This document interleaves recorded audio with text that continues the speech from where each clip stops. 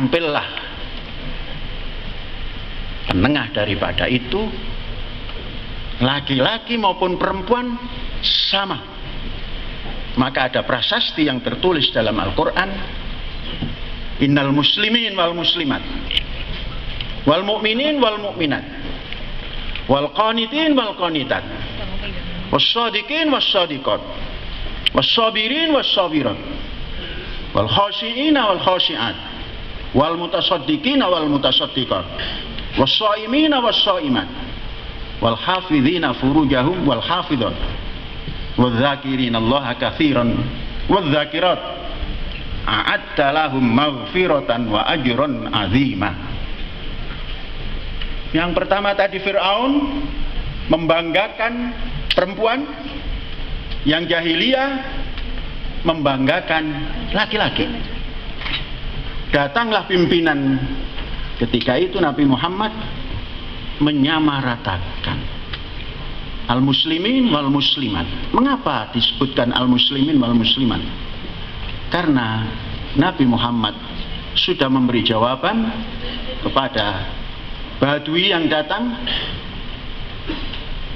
qalatil a'rabu amanna. Duh Gusti Kanjeng, saya sudah beriman. Apa jawaban Kanjeng Nabi? Lam tu'minu walakin qulu aslamna. Diakomodir di sini. Yang model-model Badui-badui itu diakomodir itu.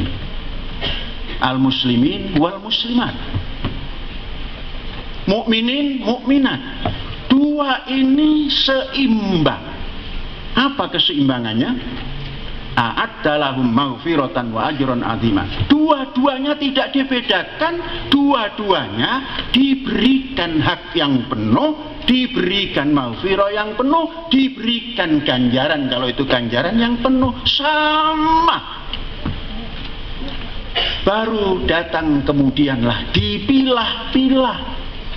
Seakan-akan muslimin muslimat itu harus tidak sejajar. Jadi pemecahan Rasulullah SAW seperti ini adalah untuk menyatakan bahwa tidak ada perbedaan. Fir'aun menampilkan yang perempuan, konon gampang diatur. Yang jahiliyah menampilkan laki-laki, konon mudah diajak perang. Oleh Rasulullah Muhammad tidak begitu. Al-muslimun wal muslimat, al-mu'minun wal mu'minat, wal qanitun wal qanitat, dan selanjutnya semua diberi ampunan yang sama, diberi ganjaran yang sama. Maka kita harus berani mempraktekkan apa yang dikeluarkan oleh Rasul ini. Jangan pernah disekat-sekat oleh pendapat orang. Pegang Al-Quran. Ini karena yang dihadapi ini ada yang bagian syariah kan, syariah ada apa gitu. Hati-hati saudara-saudara. Quran ini pegangan. Seperti kita berbangsa, dasar negara itu pegangan. Jadi hindari kesempitan paham. Muslim muslimat, mukminin mukminat, tidak ada. Kemanusiaan itu ada muslim, ada mukmin. Kemanusiaan sama. Saudara-saudara, mudah dalam memperjuangkan gagasan tadi.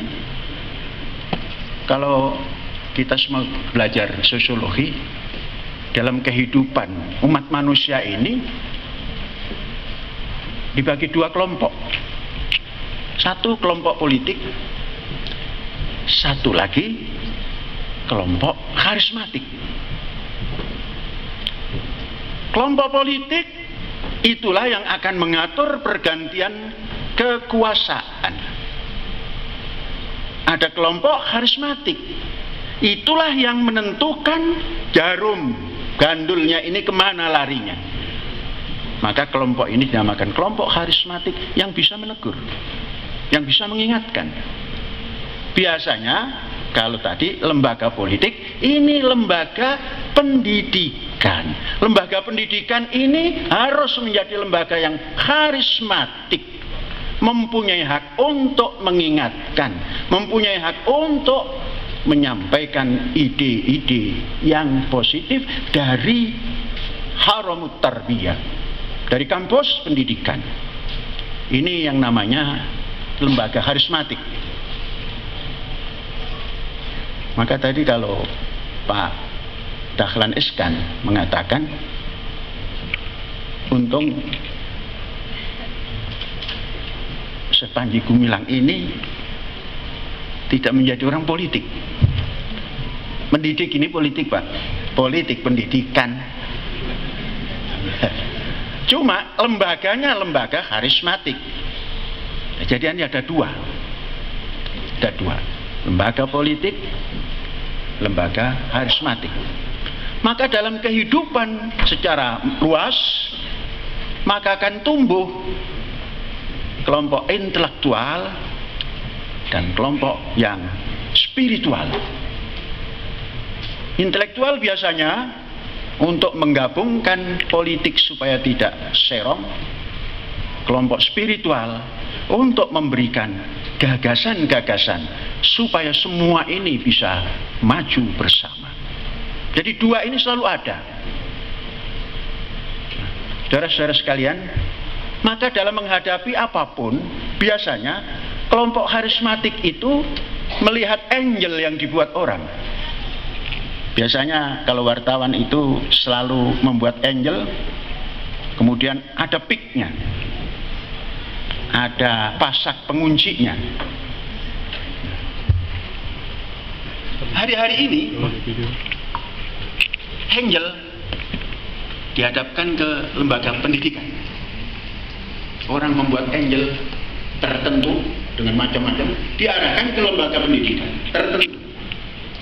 Namun sayang, mereka tidak punya pik, tidak punya pasak untuk menetapkan angel itu ada dan bisa wujud.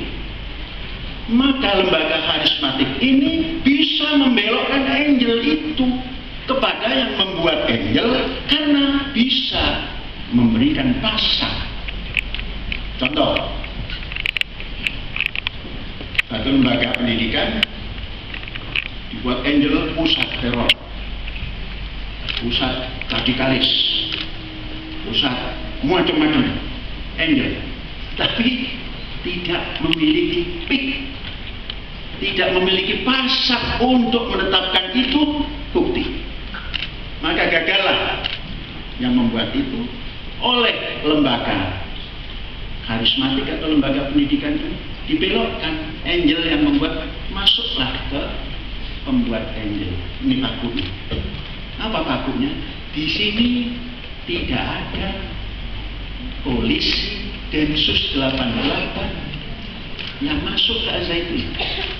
Paling yang masuk ke Al-Zaitun itu adalah intel polisi dari Polres yang nggak bakalan menangkap teroris kalau nggak bawa apa namanya, kalau Sikabayan itu golok kalah. Maka sang lembaga karismatik tinggal merubah arah angel itu kepada sang pembuat angel dengan pik. Di sana ada Densus 88 masuk ke lembaga pembuat angel tadi dan menangkap teroris di lembaga itu. Nah itu menjawabnya kalau lembaga karismatik itu begitu saja. Maka polisi yang kesini yang menginteli, bukan menginteli, tugas untuk mengamankan,